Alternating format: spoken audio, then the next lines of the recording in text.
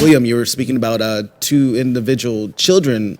Can you tell us a little bit? Can you tell the audience about those children that have been affected so much by your ministry?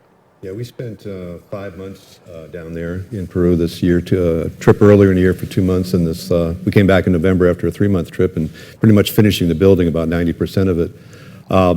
But on November 11th, we had a day that was like no other. And it was, we had some great kids. Talk about challenges. You go down there. This is not my native language, so I love the kids. They come up to me and they have the patience of Job, that they will just babble away at me, and I know, no entiendo, and they roll their eyes and they just babble again, and they have the most patience with me, and there's just a relationship of love with them, and I can't get enough of them. But we had some kids that my wife really likes. It's a couple of boys, Carlos and his brother Luis. They come by all the time to the mission, and they are the most polite and just yes, ma'am, and they bring fruit once in a while. And my wife is a soft one for that. You know, when you get some polite kids that are just above the others, and they come regularly. We were on November 11th. We're like a few days from getting ready to check out and come back to the United States, and the little boys, one of the boys came with their mother, and the mother was in tears, and she was just all upset because Carlos missed 3 days of school. And we're wondering, oh, Carlos, what did you do? We're thinking, and in reality it was he didn't have any shoes. So the school won't let him come to school without shoes. And we had brought sandals down, and he was wearing a pair that were 3 sizes too big for him, like adult ones, but sandals are not for school. So he needs shoes, and he's missing 3 days of school, and today was a test day, a very important day, and the mother was in tears over this. So we're getting ready to go into town, and we said, well, let's fix this. And we took Carlos with us. And we got him a pair of shoes, a pair of pants, a shirt, and some socks, and took him to Burger King. And that kid was on cloud 9 when he came back. So, and Lord was. Burger King is out there? They got a Burger King down there. Well, you go a half hour south into town. Okay. We have Burger King. We have theaters. There's, you know, if you come down there, you could be quite comfortable a half hour south of us till you come up to our very rural mission. But I mean, it was just, Lord, we can do this all day. We could come back from the United States with 2 suitcases full of used shoes from donations that people might give us and solve these kind of problems. We'll go to the school as soon as we do that. Say, how many other kids don't have shoes we want to bring over to the mission? So that's easy, and I think God was showing us these are the things you can do. Simple, no problem. And then he brought us to a more difficult one. We have a couple of kids, Luciana and Jose, and their single mother, Maria, who works in the vineyards when the harvest time, and in between things are tight. But they got a little 2-room house that was built by the government after the earthquake. But they have 2 other rooms that they put up with straw walls and a straw ceiling and a dirt floor that's all fallen apart. And the kitchen's in one of those rooms. They're losing utensils and pots and pans from people stealing them. They don't have a bathroom. They all 3 of them bathe out back with a hose and a drape, and you know, and that's it. And there was one case where the little boy was even molested by an older boy for having to do that. So we're trying to. This is a bigger challenge, Lord. But again, it's time, money, resources that we could fix this missing 2 rooms and get a concrete floor put down and put a bathroom inside, and we can do that, Lord. It was also on November 11th. Is the one that's hardest to talk about. His name is Juancito, and Julio, our missionary, met him a few weeks ago and told me about this little boy with an adult heart. And I didn't know what to say, and I really wanted to meet him.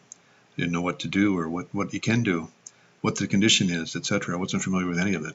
And then I met him on this day, same day we had the other 2 cases come forward.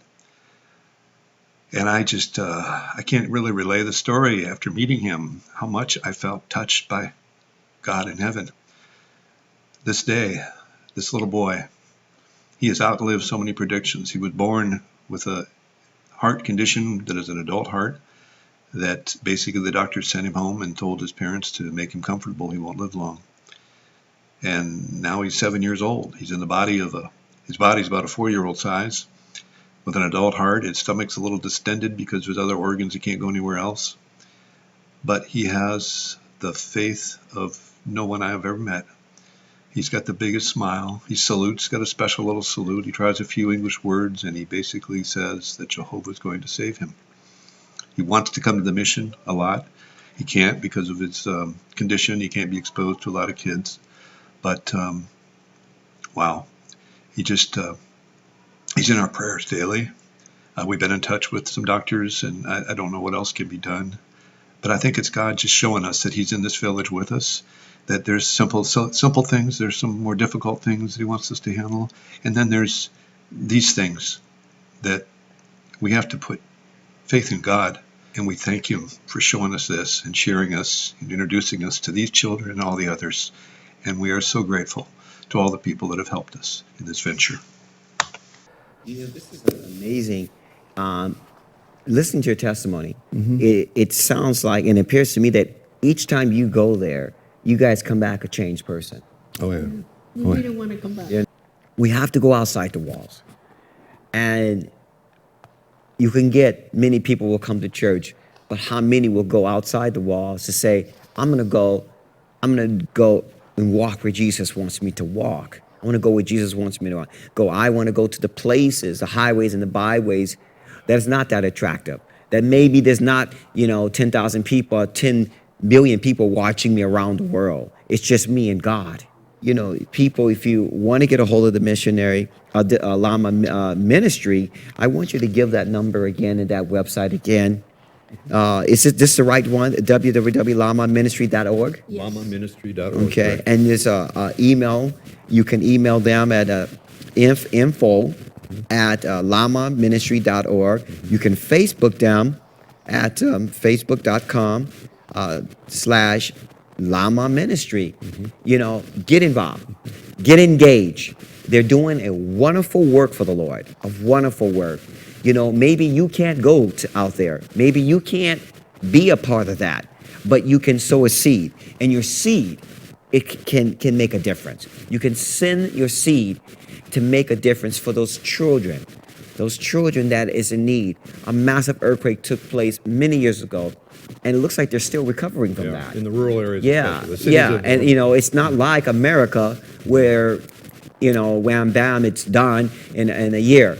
This takes money. This takes time. It takes the love of Christ. It takes people that are dedicated going out there, and so send that seed. Prayerfully consider that to support the ministry.